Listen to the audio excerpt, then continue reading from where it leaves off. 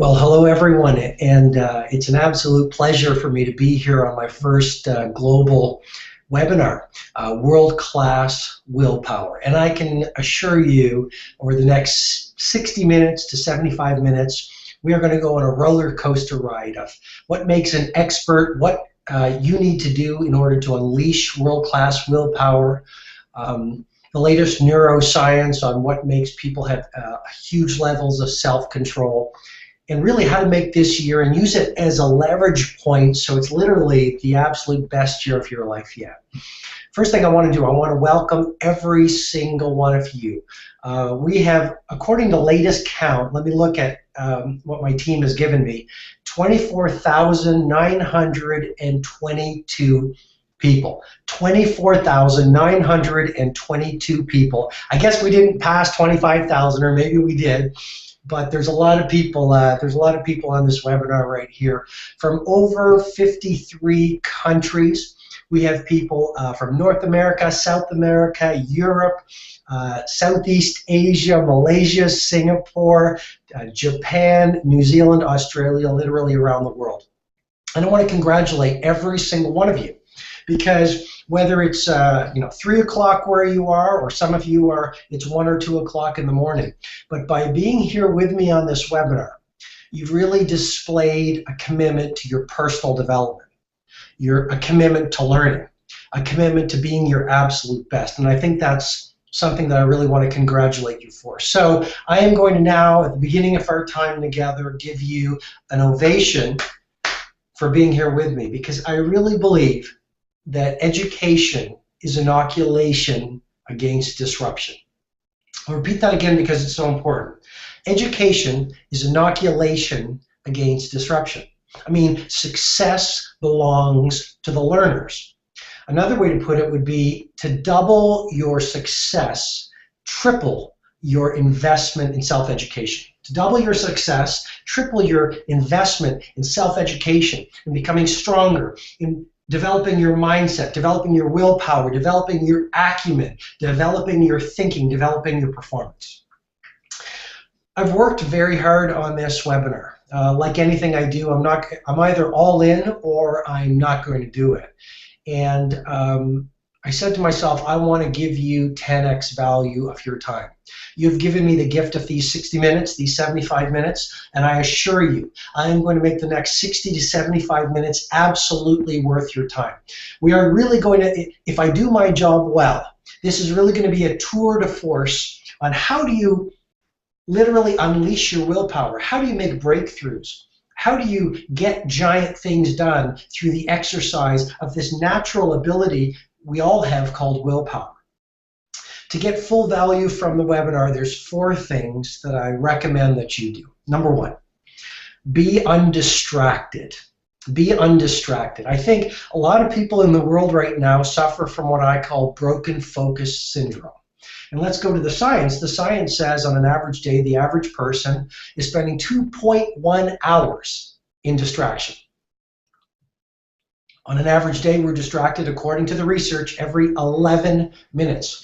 And I think it's really important, and I know you know this because I know you're smart and I know you're talented, otherwise you wouldn't be here with me. But we live in a world where focus is more valuable than IQ. And success and high performance and massive productivity and massive creativity are now the realm of the human beings who have an ability to block out the noise and focus on the signal, to block out the distractions and focus on what's most important. And so what I'm going to encourage you to do is to turn off your notifications over these next 60 to 75 minutes, and turn off your any distractions and noises, and give you and me and everyone else, all 24,000 people on this webinar, give us the gift of your presence. Because the greatest gift you can give your life, your customers, your family, strangers, is the gift of you being fully there in a world where most people are suffering from collective attention deficit disorder. Number 2, be an active learner. Be an active learner on this webinar. So nothing works, or no idea works, until you do the work. I promise you, you're going to get at least 50 game-changing ideas. But it's your personal responsibility to take notes, to participate, and then obviously to execute on the ideas that you learn. So no idea is going to work unless you have the guts to do the work. I'm going to give you fantastic information. I'm going to give you tactics. Towards the end, I'm going to give you incredible granular day-to-day habits that you can start applying to unleash your willpower. But it's up to you to participate, to be an active learner. Number 3, continue for the full extent of the webinar. I mean, you know, really, this is 60 minutes for you to create the best year of your life yet. Stay on the line, take the notes, you know, go deep into the material, which brings me to my fourth point. For you to get great value, 10x value from this webinar, please understand it's going to be intense. I think we live in a world that celebrates superficiality. If you look at most people's approach to the way they live, you look at how most people work, you look at the level of most people's preparation, and this is no judgment, it's simply reporting. There's not a lot of rigor anymore. Most people are looking for superficial approaches. If you look and you look at some of the research on how people are consuming content, people are consuming content like in short bursts. It's very quick fixes. You know, the quick tweet, the quick Facebook post. We go onto a blog, we skim it. I mean, that is how most of us are training our brains to process content right now. What I'm going to suggest to you is the next 60 minutes or 65 minutes, there's not going to be a lot of superficiality. We are going to go deep. We're going to get into the hardcore research. The information I'm going to share with you is heavy hitting. And so what I'm inviting you to do is to go deep with me and to go intense with me and to sort of turn up your listening and turn up your willingness to go deep into what it truly means, not just to build world-class willpower, but what it means to be a fully functioning human being, what it means to be alive today. Your responsibility to shine and express your gifts and your talents, not only so you live an outstanding life that the generations who follow you can celebrate, but so that you make the world better. And I think at the outset of our time together, I want to share with you, you and I have not only an opportunity to leverage world-class willpower to express our genius, I think we have a responsibility.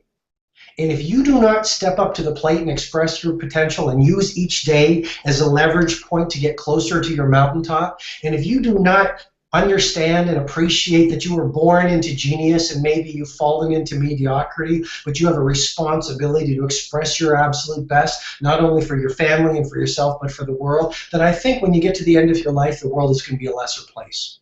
And I hadn't planned to share this, but my dad, when I was growing up, he shared a Sanskrit poem with me, and he put it on our refrigerator door so my brother and I could read it every morning before we went off to school. And on the door were the words of Rabindranath Tagore, the great Indian poet. And he wrote, "Spring is past, summer is gone, and winter is here. And the song that I meant to sing remains unsung. For I've spent my best hours stringing and unstringing my instrument." And as I got older, I asked my dad, I said, "Dad, what was that poem all about?" And he said, "Robin, that was a poem written by a man whose heart was filled with regret over a life half lived. He was always getting ready to sing the great song that his life was meant to be, but he got busy being busy, so his potential died within him." And that's really what this webinar is all about. How to get you to living a legendary, epic, iconic life so that the world is better for it. Okay, let me share a story that I wanted to share with you. About 4 weeks ago, I was really blessed to spend the holidays with my children in Rome. And we stayed at a really cool hotel on Via dei Condotti, right by the Spanish Steps, and we ate fantastic pasta, and we sampled great art. And on Christmas Eve, my kids said, "Dad, let's go to the Vatican." And I said, "Fine, let's go to the Vatican." I'd never been there. So we went to the Vatican, and once we went to the Vatican, my kids said, "We have to go to the Sistine Chapel." And so I said, "Fine, I've heard so much about the Sistine Chapel." I mean, Goethe, the German poet and philosopher, said, and this is worth considering, Goethe said, "Until one has witnessed the Sistine Chapel, one has no adequate conception of what one human being is capable of achieving. And so with that in mind, I walked into the Sistine Chapel with my kids, and I looked up at the ceiling in the chapel and tears came to my eyes. And I didn't expect it. And the tears came to my eyes, ladies and gentlemen, because I saw a beautiful example of artistry, mastery, integrity, brilliance on the ceiling of the Sistine Chapel. And when I went back to my hotel room, I started doing a little bit of research on Michelangelo. And Michelangelo is really a great story on willpower and self-control. He was beaten severely when he was a young kid by his father. His father wanted him to pursue a more noble profession, a more lucrative profession. And Michelangelo wanted to be a sculptor. And his father beat him. And his father tried to get him off course. And Michelangelo said, no, I want to be a sculptor. And finally, through his grit and perseverance and unrelentingness, Michelangelo's father said, you know what, okay, fine. You're 14 years old. I'm going to allow you to go to apprentice with a Florentine master, and he will help you become a sculptor. And Michelangelo moved to Florence, and he started to study, and he started to practice. And again, this is a story of self-discipline and world-class willpower. And through his mastery, and through his practice, and through his suffering, and through his persistence, and through his focus, all of these great lost traits that are no longer celebrated in this world where all too often people are card-carrying members of the cult of mediocrity. Through this practice, through this devotion, he became well known.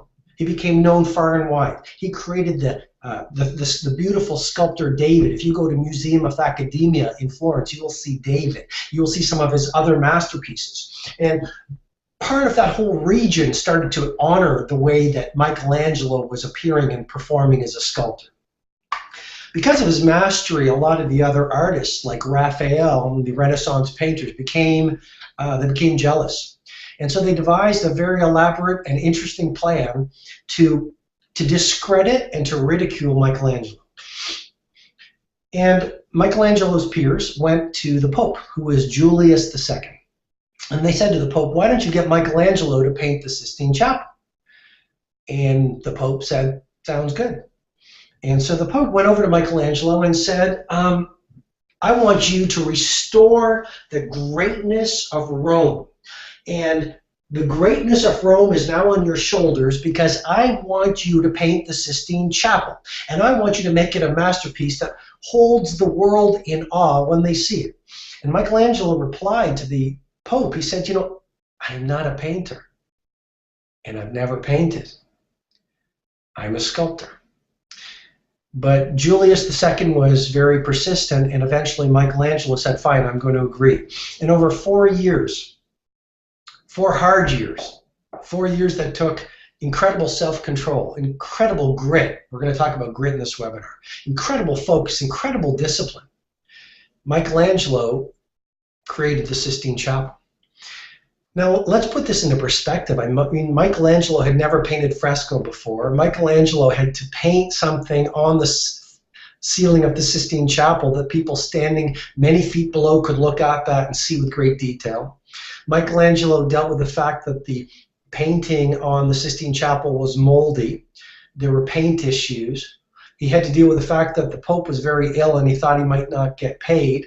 He actually developed this incredible elaborate system of scaffolding, which allowed him to paint backwards for 4 years on the Sistine Chapel. And he damaged his back in the process, but he did it for the art. He did it for the discipline. He did it for what it made of him. He did it for his commitment. Because the great artists and the great performers are much less about ego and applause and money. And they do their work for what it makes of them as human beings. And after 4 years, Michelangelo's eyesight was so damaged from looking at the images on the Sistine Chapel that he suffered permanent eye damage. But like I said, once he was finished, the world was awestruck at what he created. And now 20 million people a year go to the Vatican and they do experience, this breathtaking work of artistry and human ingenuity constructed by an ordinary man who exercised world-class willpower named Michelangelo. And so, ladies and gentlemen, I guess what I'm suggesting to you is one of the fundamental points. The myth of the talented genius, the myth of the gifted genius, is nothing more than a lie society has sold you. I don't know if I expressed that clearly, but what I'm trying to suggest to you is the world says the Michelangelos and the Beckhams and the Jay-Zs and the great entrepreneurs, the Carlos Slims, the Warren Buffetts, the Jack Dorseys, you know, the founder of Twitter, the Jeff Bezoses, the founder of Amazon, the Mozarts and the Picassos and the Bachs. Society teaches us and trains us that these people are somehow born with special talents. And what I'm here to remind you with deep respect for all 25,000 or 24,922 of you on this webinar from around the world is that is a lie that society has sold us to keep us small. And if you look at the science, and science coming out right now is indisputable. We're going to get into that science. But what science says is genius is much less about your genetics and much more about your self-control and your discipline. Genius is much less about natural talent and much more about practice, persistence, focus, grit, dealing with suffering, dealing with failure, dealing with laughter. While the rest of the world thinks you should stop, genius is much more about continuing practice, developing your craft. And so let me give you some examples right here, just to prove my point that you were born into genius, you can be a genius, you can be so good at what you do in your work and in your life that when people watch you in action, tears come to their eyes, just like tears came to my eyes when I watched Michelangelo's work on the Sistine Chapel. But it's up to you. And the starting point is remembering that the idea that genius is somehow genetic and somehow people are born with these gifts that you don't have is nothing more than an illusion and a lie. And science has debunked it. Let's go to David Beckham. David Beckham didn't have a lot of natural talent. David Beckham's father said David Beckham was so monomaniacally obsessed with being BIW, best in the world as a footballer, that he almost lived on the field. Wasn't about natural talent, wasn't about genetics. It was about having a necessary amount of talent, a minimum amount of talent needed to then practice, refine, focus until he got to a place where the world pedestals him and calls him genius. Number two, Andre Agassi. If you haven't read his memoir, Open, read his memoir, Open. It was fascinating to me. Andre Agassi doesn't like tennis. He hated tennis. Andre Agassi got into tennis because his father wanted him to be a tennis superstar because his father was never a tennis superstar. And Andre Agassi's father put him on the tennis court unrelentingly and said 5,000 balls a day, or don't get off the court, which is 150,000 balls. 150,000 balls a month, which is over 1 million hits a year for multiple years before Andre Agassi became a superstar. Let's go to Mozart. Everyone says Mozart, gifted genius. Absolutely not. Here's what the facts and the science say about Mozart. People like Anders Ericsson, the preeminent researcher in the field of exceptional performance, has studied Mozart. And here's what the great Anders Ericsson has found. Mozart, for the first 10 years of composing music, Mozart's compositions were curiosities. They were not the realm of genius. They showed no signs of exceptional talent. They were curiosities. Mozart's father was a piano teacher, and Mozart was pushed to compose music not because he liked it, but because his family survived on him going out there and composing and playing music. But after 10 years of relenting, focus, practice, discipline, grit, attention, he showed his first signs of genius. I mean, most people, what do? We master in the minors. We try to be good at 50 things. We fill our life with complexity versus understanding that genius and mastery and an epic life is the realm of simplicity. Let's go to John Milton. I don't know if you've read Paradise Lost. You probably have. I studied it when I was in university. I loved Paradise Lost. John Milton, last 20 years of his life, was blind. John Milton would get up every morning at 4 o'clock, 5 o'clock in the wintertime. And again, on this point about willpower and exercising willpower and building a great life and doing work that matters, it's about willpower. Milton built up his willpower. 20 years he was blind, but he got up at 4 o'clock, 5 o'clock in the wintertime, and he would write. Not when it was easy, but when it was hard. Nikola Tesla, another example of someone who wasn't born into genius, but the world calls genius. I didn't know this, but when I did my research for this webinar, Nikola Tesla was Thomas Edison's assistant in New York. And Nikola Tesla would get into the office, into the laboratory at 10:30, and he'd work till 5 a.m. consistently. And Edison said, you know, I've had a lot of hardworking assistants. I've never had anyone who worked as hard as you. Nikola Tesla, his performance, his productivity was an example in the story of willpower. And one last example, Maya Angelou, a woman I respect enormously, the great African-American poet. Great example of grit and willpower. She wasn't born into genius, but she practiced it. She sculpted her talent, because here's another big idea. Success is not inherited. Success is earned. Success is not inherited. Success is built. It's developed. It's earned.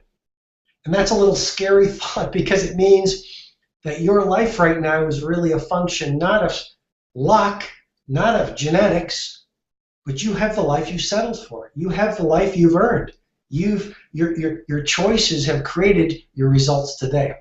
And if your life is not exactly where you want it to be right now in terms of your productivity, your finances, your mindset, your happiness, your impact on the world, not to worry. We're going to get into some fantastic tactics on how you can rewire your mindset, how you can rewire your productivity, how you can rewire your life. But I got to get into this example, the final one, of Maya Angelou. She found that she could not really produce very well, and she wasn't very creative in beautiful circumstances, to use her words. So she would get up every morning at 6 o'clock, and she would have coffee, at 5 o'clock. She was a member of the 5 a.m. club. And at 6 o'clock, she'd be ready to have coffee with her husband. And then I love this. At 6:30, she would get in her car, and she would drive to a gritty motel room that she would rent. You talk about willpower. You talk about provoking, being uncomfortable. And she would sit for endless hours in this dirty, gritty, grimy motel room, because it pushed her to get close to what was most important in terms of her creativity. So again, genius is less about genetics, and it's more about the exercise of daily, unrelenting willpower. Okay, let me get into what I call some first principles of success before we get into the latest science on willpower. And, you know, I could not be more happy to bring the information and the science I'm going to bring to you on willpower, which is going to be coming up. Because I just wish the world, I wish you knew about this. I wish the kids knew, your kids knew about this. I wish this was taught in schools. I wish this was taught in organizations, like how to run your brain and the neurobiology of willpower. If we knew this, the world would be a better place. And you know that my fuel, my oxygen, my obsession is helping you express your talents and helping you live a gorgeous life that the generations who follow you will celebrate, so that our world gets better. And why do I do that? Why do I do all the videos I do? Why do I do the Facebook posts? Why do I work as hard as I do? I do it to feel good about being an instrument of service. So let me get into the first principles of achieving common success. These are like the big ideas on success. Then we're going to get into the science of willpower. So 5, number 1, it's the one I've been saying. Genius is less about genetics and more about practice. Anders Ericsson, I mentioned him, he's He's the person who really deserves the credit on the 10,000 hour rule. Yes, it's been popularized by a lot of great books, but Anders Ericsson is really the preeminent researcher on the field of exceptional performance. And on this first idea, this first principle on success, which is genius is not about genetics, it's about practice. Anders Ericsson has found there's 3 things in particular that are absolutely necessary for you to be performing like a world-class superstar in your areas, in your craft. Number 1, you've got to practice it for a minimum of 10 years. Okay, again, this comes from Anders Ericsson. 10 years or 10,000 hours. So what do most people do? We try a skill that we want to be best in the world at, and we do it for a few weeks and then we give up. And what he's found is you've really got to have the focus and persistence for 10 years of daily practice before you start to perform at a level where the world calls you genius. Number 1. Second thing he's found, you've got to practice every day, but it's not normal practice, it's what he called deliberate practice for 10 years. So he studied brain surgeons, and the brain surgeons would go to the office or they'd go to the operating room, and they would do the brain surgery every day for 10 years, but they didn't get to a level of genius. And so what he realized, it's not just 10 years or 10,000 hours of practice, it's a certain type of practice for 10 years. And the certain type of practice that you and I must practice every day to get into the realm of genius and rare air is deliberate practice. And that practice simply means it's practice done with the view to making every day better. So if you're a brain surgeon, it's like, okay, I'm going to go to the operating room, and in my free time, I reflected on what I need to improve, and I'm going to consciously try to iterate and optimize the way that I did my surgery yesterday, so I can make today even better. Okay, that's what deliberate practice is. Conscious practice designed to make it better every single day. And then the third thing that Anders Ericsson has found when it comes to studying exceptional performance, almost every great performer, whether it's in sciences or sports or business or life, they were in talent hubs. They were surrounded by other people who were also wanted to be the best pianist or the best chess player or the best skier or the best entrepreneur, like Silicon Valley. So he's called these talent hubs, which really speaks to the importance of surrounding yourself with people whose lives you want to be living and picking your associations really, really carefully. Okay, so the first idea in terms of the first principles, genius is not about genetics, it's about the things I'm talking about, practice, deliberate practice, 10,000 hours, surrounding yourself with the right people. And before I get to the second point, simply remember that every expert was once an amateur and every master was once a beginner. You just got to start. Every expert was once an amateur. Every master was once a beginner. And you just got to start, and then you got to start practicing. I mean, I know I'm giving you a lot of information, but this is game-changing information. Here's the #1 factor of success according to a researcher at Penn State. Her name is Angela Lee Duckworth, and she said the #1 defining factor for your success and my success is a word she called grit. Willpower, perseverance, persistence. She called it grit. Second foundational idea is that your growth is built not around your comfort, your growth is built around your discomfort. I mean, the second idea on building epic success this year. Your growth, your progress is not built around your comfort. Your progress is built around your discomfort. You see, society says to you, if you are uncomfortable and if you're suffering, there's something wrong.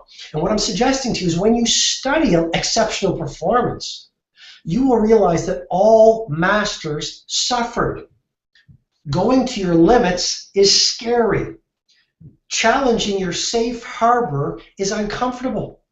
But what I'm suggesting to you with deep respect is if you're not uncomfortable a lot, you're not doing very much. If you're not scared a lot, you're not making much progress.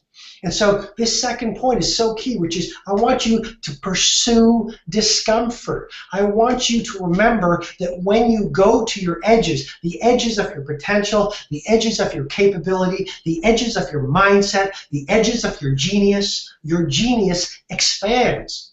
And society and maybe even your peers will say to you, why are you putting yourself in such dangerous, uncomfortable places?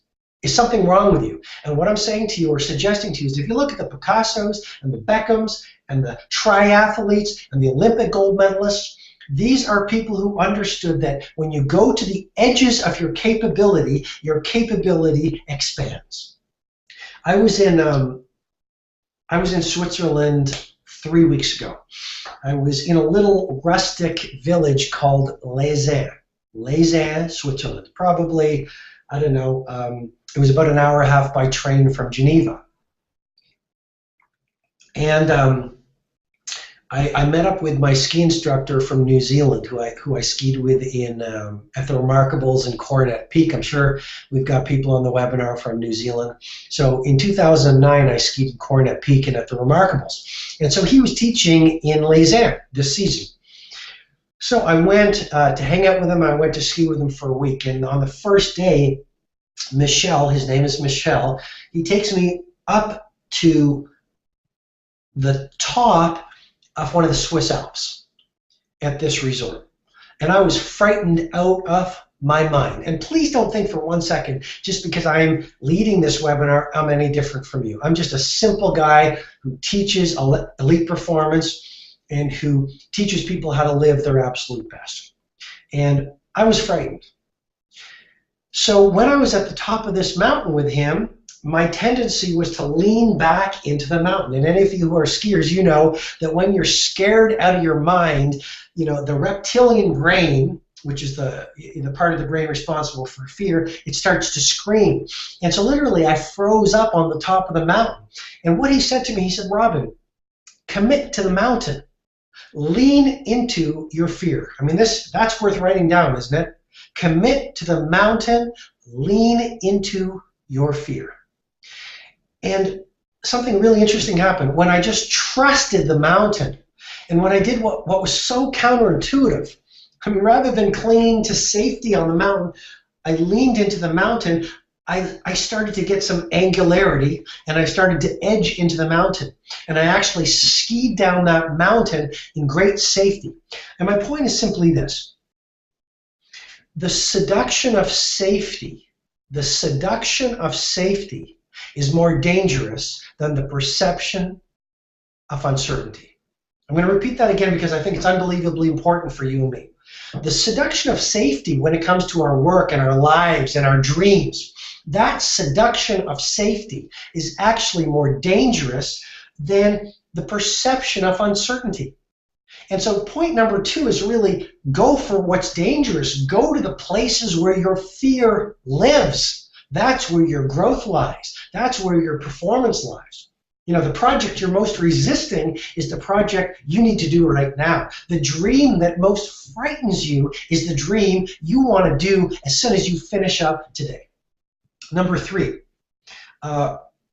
third big idea is I think it's your natural responsibility to be great. And I think for you not to do whatever it takes to learn how to run your mind like a superstar and to make this your absolute best year yet, I think for you not to invest in becoming the person you know you're meant to be, I think for you to play small with your life, for you to go to work and coast, for you not to do things that are difficult, for you not to lean into your fear, for you not to read, for you not to invest in your learning, for you not to populate your life with people who are better thinkers than you, is being out of integrity. And I think it's being out of integrity to you, to your family, and to the world. And I know mostly we don't talk about high performance and peak potential in terms of integrity, but you have a personal obligation, as do I, to be the best human being and to express the gifts and the talents you were born with. And if you don't do that because you've fallen into mediocrity or because you've bought a bill of goods that the world has sold you, that you're average, that you're average, that you're ordinary, that the Beckhams and the Jay-Z's and the Mandelas are somehow different from you? Well, that's just not true.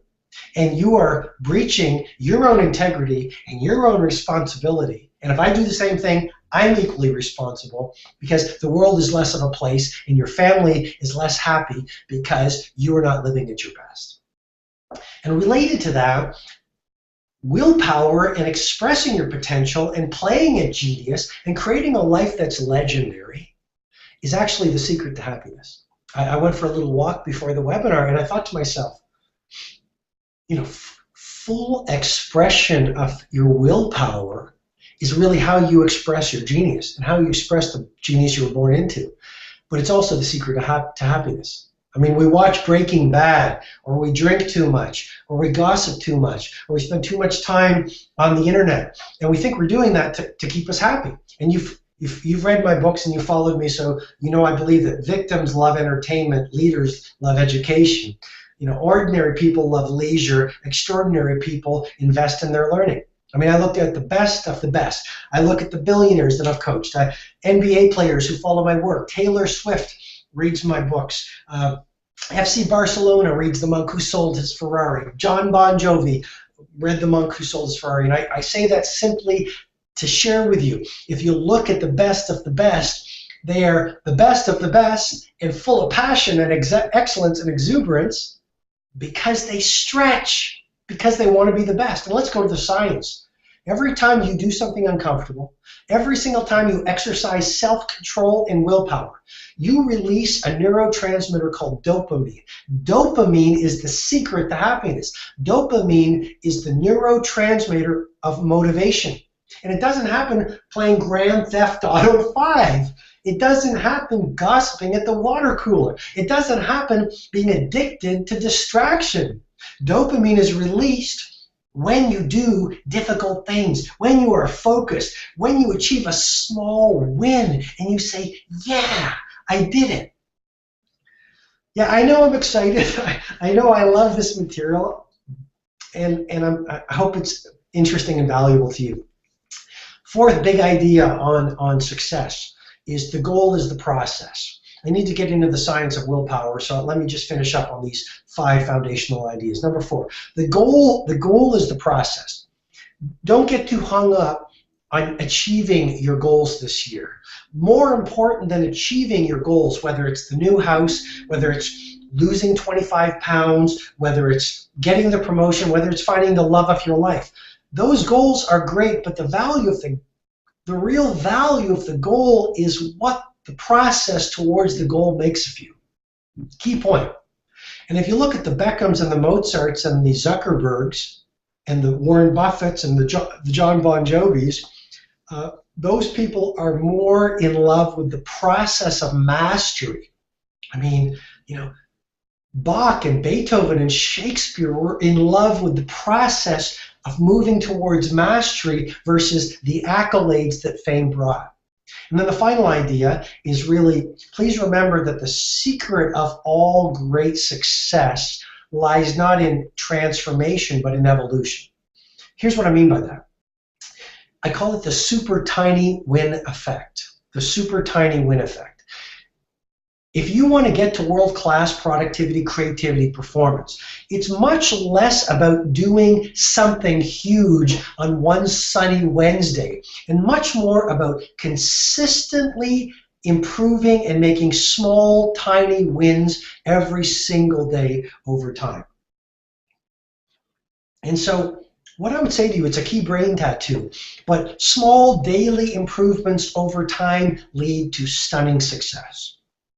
You want to wire that in as a key guiding belief or a brain tattoo. Small daily improvements over time lead to stunning success. And so if you look at Apple and you look at Amazon and you look at Google and you look at Mozart and you look at Shakespeare and you look at Madonna and you look at Lady Gaga and you look at Ferran Adria, the great chef, and you look at any exceptional performer, and their lives and their productivity and their results are much more about little tiny wins. There's a great article in the Harvard Business Review called that talks about the small win theory. But success and mastery is much more about small daily little wins over time that amount to a tsunami of great results. Okay, so slow and steady consistency wins the race. I want to get into, after these big ideas, I want to get into the science of willpower. And you want to fasten your seatbelts. I want you to turn up your listening now. You might want to just, get some movement going, but this is game-changing. And share what I'm going to share with you right now with your family, with your team, with your customers, with your kids especially. I mean, imagine if this was in school. So let me get into the latest science of willpower. Number one, willpower is like a muscle versus an inherited quality. What people like Roy Baumeister, one of the preeminent researchers in the neurobiology of willpower, has found is willpower is like a muscle. And neuroscientists have found that willpower lives in a part of the brain, you really want to pay attention to this, called the prefrontal cortex. The prefrontal cortex. And so what researchers have found is we're not born into willpower. When you see people getting up at 5 o'clock running, or building financial fortunes, or people with, they just develop a schedule and then they run their plan. They are no different from you. I say that with such respect. That is a myth. You are not born with great willpower. It's like a muscle. And so the first point is you can build willpower because it's like a muscle. And so there's this part of the brain called the prefrontal cortex, and as you flex the prefrontal cortex, and I'm going to share how, as you develop it like a muscle, the gray cells and the neural connections within the prefrontal cortex start to grow. And neuroscientists call this neuroplasticity. In other words, the idea that your brain is fixed, that you have to have the brain you were born with, is a myth. It's a lie. It's been debunked by science. The fixed brain theory is not true anymore. Neuroscientists are realizing that you actually have a growth brain, and that the brain you have right now, all 24,922 of us on this webinar, I guess with me it's 24,923, we don't have the brains we were born into. We have the brains we have earned. And as you start to learn that and practice neuroplasticity and work on the part of the brain, the prefrontal cortex, responsible for self-control, you have more self-control. To me, that's a game-changing insight. And I call it the London cabbie syndrome. And here's why. London cab drivers were studied. And the part of the brain responsible for spatial reasoning was found to be larger than the part of the brain responsible for spatial reasoning in most people. And that's, if you've ever been to London, it's because of the complexity of London streets. And the London cabbie syndrome, the fact that their brains were bigger on the part relating to spatial reasoning, confirms that your brain can grow. And it's an example of neuroplasticity. So on this point, you want to get into a program of willpower training. You want to start thinking about training your willpower, training your brain. And here's another game-changing insight. I mean, this is truly an epic point. I know I wrote that it takes 21 days to build a habit. Other people have written it. We've all heard it. It's not true. And I'm growing, I'm learning. I learned that years ago. Here's what the latest science, according to the University College London, has said. It takes 66 days to install a new habit. 66 days to work on your prefrontal cortex, to wire in getting up at 5 o'clock, to wire in not having dessert, to wire in scheduling your week, to wire in all the things that I teach my elite level coaching clients that allowed them to be some of the most successful people in the world. 66 days, and here's a key word, 66 days for automaticity. 66 days of practice. So what do most of us do? We say, yeah, I want to start getting up early. I want to start getting to the gym. I want to start working harder. I want to start saving more money. I want to stop gossiping. I want to read every night rather than watching too much TV. And ladies and gentlemen, we do it for 5 days or 10 days, and it gets uncomfortable, and we give up. But you need 66 days to overcome the escape velocity of your habits. You need 66 days to wire in the new neural pathway so that it's automatic. And again, that word, automaticity. Think about automaticity. 66 days to wire in a new habit that will serve you incredibly well for a lifetime. Okay. Second thing we're learning from the science of willpower. The more choices you make, the less willpower you will have. The more choices you make, the less willpower you will have. Roy Baumeister, the preeminent researcher on willpower, he calls it ego depletion. And what he's found is this. When you wake up in the morning, you have a full well of willpower. And that's why in the morning, for most of us, we make better choices. And that's why for most of us, we make our worst choices from 10 o'clock at night to midnight.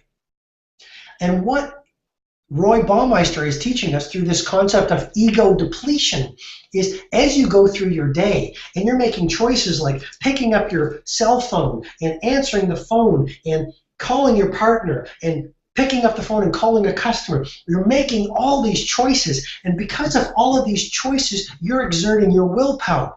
And because you're going through your whole day exerting and exercising your finite supply of willpower, by the time 10 o'clock rolls around, you're suffering from what he calls ego depletion. I hope I'm making sense here, but to me it's incredibly powerful, which is the more choices you make during your day, the less willpower you will have at the end of your day. And related to that, the more choices you make on things that are unimportant, the less choices and the less willpower you will have for the things that are truly important. And to me, that's an absolute game-changing insight. And that's why people like Einstein, you'd say, Einstein, what's your phone number? And he'd say, I don't know. I mean, if you ask me my home phone number, I can hardly remember it. Because I personally, and I'm no guru, I'm no different from you, but I have built my life around minimalism. And basically, I only make a few choices. I try to make as few choices as possible so I don't deplete my finite supply of willpower. And so therefore, I have a ton of willpower for the few things that are most important. Okay, so ego depletion. And studies have been done, people who make more choices when their hands are put into cold water, which is a standard test of willpower, they pull it out more quickly based on the more choices they have to make. Okay, number 4, self-awareness is the DNA of transformation. So I wish we had a day to talk about this. But the fourth thing that the science of willpower is teaching us is between stimulus and response, between being offered the cake and saying yes or no, between a temptation and your behavior. You have a 0.25 second window of opportunity. And in that window of opportunity, the more you can become aware. You see, most of us, key point, most of us go through our days on autopilot. We're making thousands of choices, thousands. And most of us aren't even aware of all the choices we're making. So the more awareness you can start building, the more you can start thinking about your thoughts and your behaviors through journaling, reflection, personal development, contemplation. I mean, it's really powerful to start thinking about these things.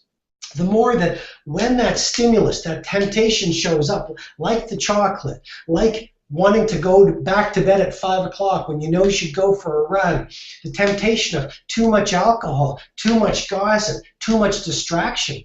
Literally, you can say, in that 0.25 second window of opportunity, you can make a better choice. And the more you practice that, in that 0.25-second window of opportunity that I call the growth point, you start to develop, remember, the prefrontal cortex, more gray matter, and you start to build that muscle through neuroplasticity. And as you build the prefrontal cortex through flexing your will in the 0.25-second window of opportunity, as that gets bigger, you have more willpower.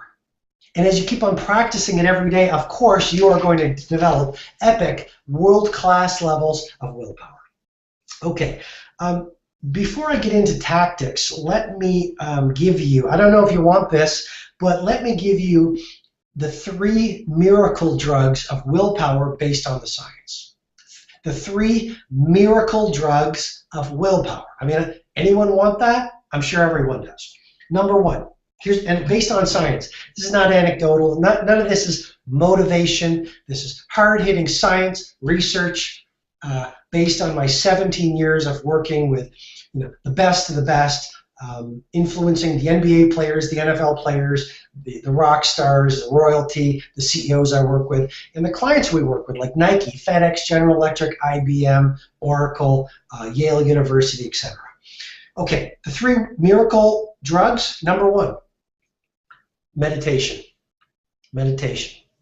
There was one recent study that said 1 hour, this is incredible, 1 hour, only 1 hour of meditation. I'm not talking about a year of meditation. 1 hour of meditation was, the subjects were studied 11 hours later. The prefrontal cortex, the area of the brain responsible for self-control, had grown significantly in the group that meditated only 1 hour. Obviously, you want to work in meditation every day, but what it has been found is this, the bottom line: meditation grows your prefrontal cortex. Is that not incredible? Is that not incredible? Meditation will grow your prefrontal cortex, and as your prefrontal cortex grows, automatically your willpower increases. And then you start finding you have the power to make better choices. You have the power to resist temptations. You have the power to get giant things done. You get the power to stick to your plan. You get the power to do the things that are most important to you. The second miracle drug, according to the science, to build willpower, and you'll love this one, it's exercise. Exercise has been called the wonder drug of willpower. One of the great researchers in the brain, the effects of exercise on the brain, is John Ratey, MD. And he's written a brilliant book called Spark, and he called exercise miracle grow for the brain. But here's what the science has found. There was one study that said 15 minutes on an exercise, 15 minutes on a treadmill, 15 minutes will grow your prefrontal cortex. 15 minutes on a treadmill every day will reduce your cravings. And if you don't believe me, and I know you do, go for a run or go for a walk, and you will find that your cravings for sugar automatically start to decrease. So the second miracle drug for willpower is exercise. And again, like meditation, ladies and gentlemen, exercise increases the part of the brain responsible for willpower. What is it? Your prefrontal cortex. And then number 3, sleep. Those of us who are sleep deprived suffer from a syndrome called mild prefrontal dysfunction. I'm giving you the science. I said this would be intense, but I want you to know these breakthroughs. This is cutting edge neurobiological, neuroscientific information on building great willpower. Why? So you can be a Beckham, so you can get great things done, because like the Sistine Chapel, like a great business, like a great life, all of those great achievements are based on willpower. And so the third thing you really want to do is get great sleep. Otherwise, you suffer from this mild prefrontal dysfunction. And that's why when you're exhausted, you can't make great choices. And it's also been shown that when you're exhausted, there's the release of a neurotransmitter called cortisol, which increases your cravings. Okay, I'm going to go to some questions here. Questions are piling in, and then I'm going to give you some tactics, and then we're going to move towards the end. The tactics are really where the ideas hit the road. You do not want to miss these, because ideas are valueless without execution. Okay, so I'm going to give you some tactics. Let me go to some questions here. So I have Jasmine. How can I maintain discipline everywhere where there's so much interaction? Well, that's sort of what I'm suggesting, Jasmine, which is you have to start small, right? Start small by making some commitments. When I start talking about the tactics, I'm going to talk about pre-commitment strategies.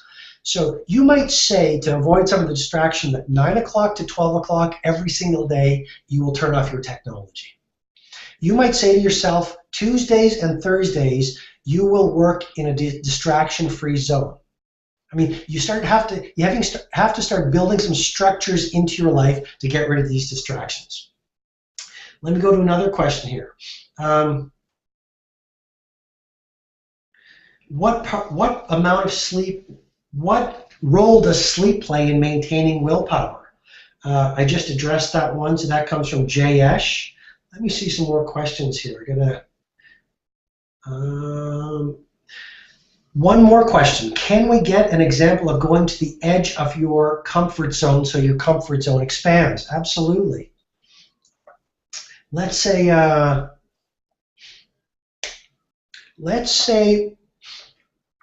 you read a book a week. You go to your edge by reading 3 books a week. Let's say, another example, you are working at a certain level in your performance as a sales professional or as an entrepreneur. How do you go to your edge? Well, you start doing the things that are hard. You start asking for the big orders. You start innovating. You ask yourself questions like, what is the one thing that if I did it would take our sales to the next level of sales? I mean, going to your edge is literally asking yourself, how can I amplify and multiply the results that I'm getting? Another example of going to your edge, go to your edge physically. If you study the Navy SEALs, I mean, Navy SEALs are great examples of willpower. They go to their edge by running farther than they've ever run, eating less than they've ever eaten. They have something called Hell Week. I think over a whole week they sleep something like 8 hours. I'm not recommending that. I'm simply saying physically you go to your edge by doing the things that are most uncomfortable. Mentally, you go to your edge by training yourself, by saying things like, I'm going to go 24 hours without complaining. Or I'm going to go 24 hours with no TV. Or I'm going to go 24 hours with no Twitter or no Facebook. So you go to your edge by doing things that are difficult and by giving yourself tests that are uncomfortable and that push you to build your capabilities. Let me get into some tactics, and these are key right here. First tactic. Well, if rest is so important to willpower, then why don't we build rest into our lives? And so the term I want to offer to you is called ritualized refueling. Ritualized refueling. How do you avoid ego depletion? You build rest into your days. And here's a game changer. Work in 90-minute increments.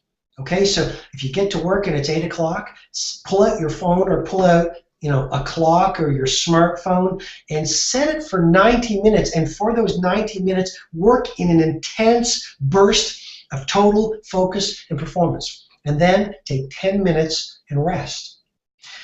And this comes, and I wish we had more time, but this comes from studying Olympic athletes. And the best Olympic athletes were all practicing something called periodicity. They would perform in incredible bursts of total focus, and they would rest and renew. And so as you go through your day, do 90 minutes, 10 minutes off. 90 minutes, go for a walk. 90 minutes, meditate. 90 minutes, go for lunch.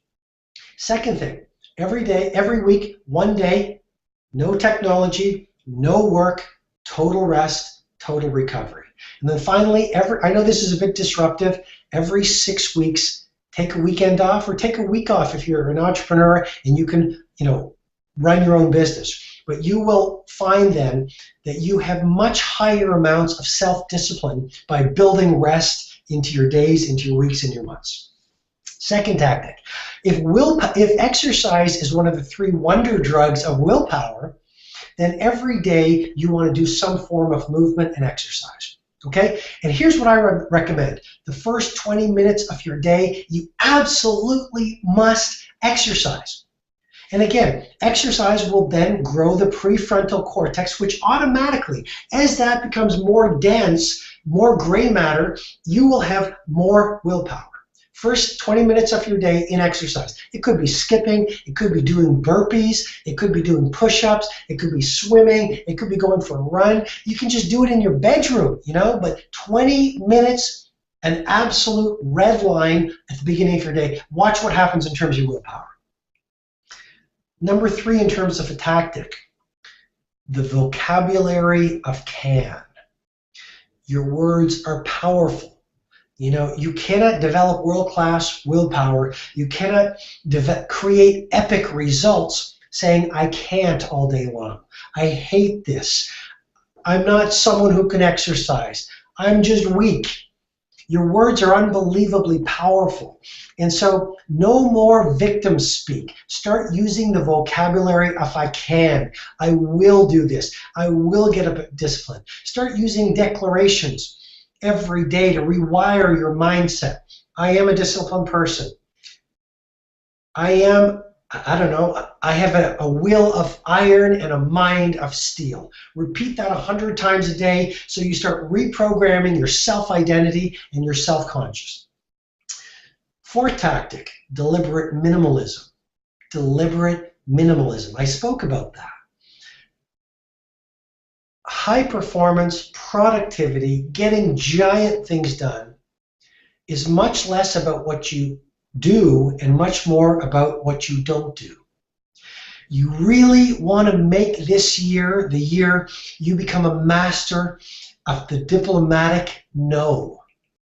I mean, Steve Jobs said, at Apple, we're more proud or just as proud of the things we said no to as the things we said yes to.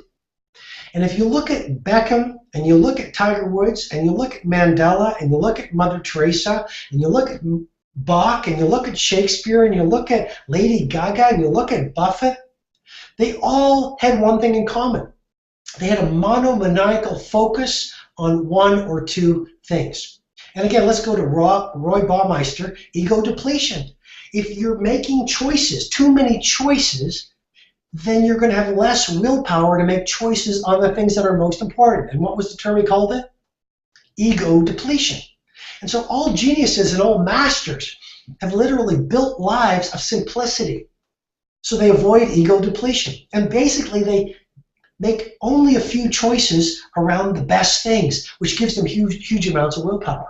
And so this year, if you want this to be the best year of your life, I want this to be the single greatest year of your life yet. Strip out complexity, pursue simplicity. Start practicing deliberate minimalism. Rather than 50 books this year, master 1 book. Rather than 30 projects this year, master 1 project this year. Rather than 50 friends, why not have 1 amazing friend? Rather than trying to be great at all things, Confucius said it beautifully, 1,000 times better than I ever could. He said, the person who chases 2 rabbits catches neither. Deliberate minimalism will prevent this syndrome of ego depletion from depleting your willpower, so you have the willpower to be brilliant at just a few things. What else in terms of tactics? Elevate your associations. Again, I wish I had more time with you, but please read about something called emotional contagion. Emotional contagion. And science is finding that we are a bunch of animals. Even our species as human beings, we are a bunch of animals. And we pick up on the emotions of the people around us. And through a new type of brain cell that neuroscientists are recognizing called mirror neurons, automatically we behave like the people we spend most of our time with. And it worked really well when we were on the savannah, in a herd, in a tribe, because we would model the people who were the survivors. We would model the people who discovered fire. We would model the most powerful person in the herd. But now here it is in modern society, and we've forgotten that we become our conversations. We become and behave like the people we associate with. And so what I'm suggesting to you, and it's so powerful, but your performance and your results are a mirror reflection of the 10 people you spend most of your time with. And the science behind it is mirror neurons and emotional contagion. And so if you spend time with weak people, if you spend time with gossips, if you spend time with takers, if you spend time with victims, it'll be no surprise why you are a victim. And I pray that you can make a commitment right now in this webinar. All 25,000 of us from 50 countries or whatever, how many countries are on this call, on this webinar. Let us shift from any form and any realm of mediocrity and start playing in the club of mastery. And you know this, but to have the results only 5% have, you must be willing to do what only 5% are willing to do. And you must live a contrarian life. And you must start cleaning out your false associations. Okay? And then the final thing I'm going to share with you is, in terms of a tactic, is mess-free environments. I'm here at my office right now, but if you were to look at our office, thank you to my team, by the way. I've got a great team, incredible support on this webinar. But if you were to look at my office, if you were to come to my home, you would see minimalism. And I just don't want mess around me. And if you look at Steve Jobs, when he exited Apple and he was building Next computer, he wanted everything in that workplace white and stark. And if you look at our office, I am a fanatic about a mess-free environment. And I just read a research report that sort of proves, here's what was found. Those in a control group that were in a disorganized laboratory scored lower on willpower and self-control and focus than those that were studied in a clean and organized laboratory. And my point is simply this. Mess creates stress. If your workplace is a mess, if your home is a mess, if your life is a mess, you will have far less willpower. And so one of the best things you can do for the next 30 days is to clean out your messes and go minimalist. Well, that was a lot of information, a lot of hopefully inspiration, a lot of tactics, hopefully a lot of science. And so people are always asking me, Robin, we've heard you. We feel like we want to change the world. Maybe I've betrayed some of my potential. I want to live an epic life. What do we do next? How do we sustain what you've given to us? And so people have been saying, where do we go? What's next? So I'm super excited to share something incredibly important with you and to tell you about an incredible opportunity. A few weeks ago, I opened up doors to my famous online course, Your Absolute Best Year Yet. It's a course that I'm really proud of because of the thousands of people around the world who have used this online course to build financial fortunes, grow their confidence. We have so many testimonials from people currently in the program who've lost 30 pounds, 40 pounds, run triathlons. Some people had diseases, and through the program, it gave them insights and confidence to start dealing with that. People were in jobs they didn't like, and they learned how to get their confidence back, their focus back, and their power back to create better businesses or create better opportunities in their professional lives. And so we're going to be closing doors for another year very, very shortly. And so what I wanted to do is, more than anything else, I want this to be the absolute best year of your life. And Your Absolute Best Year Yet is an extraordinary vehicle. It's an extraordinary resource for you to make this year the single greatest year of your life yet. I mean, you definitely do not want this year to be a repeat of last year.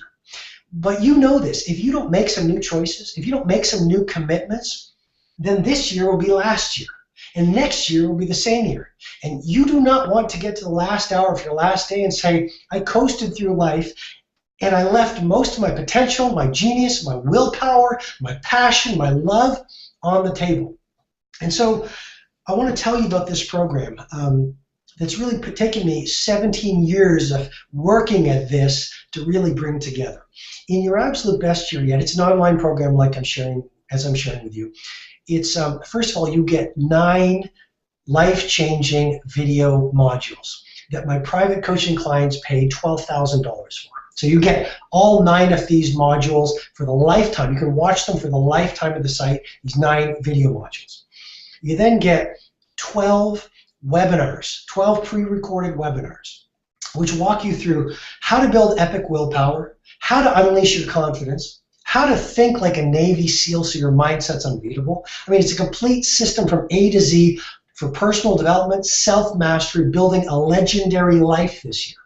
So you get those 12 webinars, how to double productivity. There's another one on the specific habits of the ultra-rich. There's another one on building epic levels of confidence based on the science. I mean, you know this, how powerful this information is. And then there are 18 bonus webinars. If you register for your absolute best year yet right now, we're closing doors shortly, you're going to get 18 bonus webinars. And why do I do that? Because anything I do, I want to give you 10 times the value of your investment. Otherwise, I don't want to even be involved in it. So I want to give you 10 times the value of what your investment is in this personal development program, this personal transformation program. So I'm giving you 18 teleseminars as well on personal mastery, how do you be a genius, what's most important in life, and how do you live a life that's truly legendary. So the program, in terms of real value, is worth over $20,000. This is not some pie-in-the-sky number. This is real value, over $20,000. Before we close doors, I want you to know this.